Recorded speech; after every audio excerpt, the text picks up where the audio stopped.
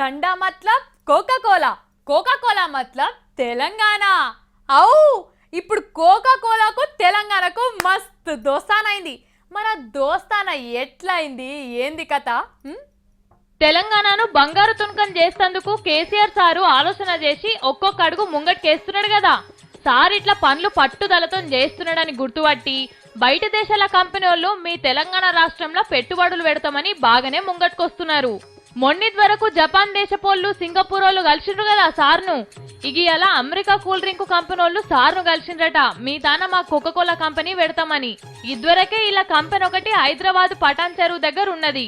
ఇప్పుడు పెట్టబోయేది దానికంటే 4 ఇంతలు పెద్దగా ఉంటదట.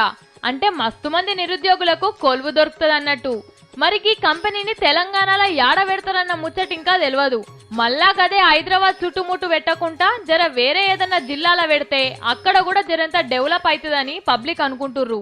ఎందుకంటే అన్ని కంపెనీలు మళ్ళా హైదరాబాద్ లోనే పెడితే ఊర్లలో ఉండేటోళ్లకు పని దొరకకుండా అవుతుంది. కాబట్టి ఇదివరసంది ఏ కొత్త కంపెనీలు వచ్చినా గానీ అన్ని జిల్లాలలో సమానంగా పెడుతుండాలి. ఇట్లనే మన తెలంగాణకు చాలా కంపెనీలు వచ్చేటట్టు కూడా చెయ్యాలని అనుకుంటుర్రు.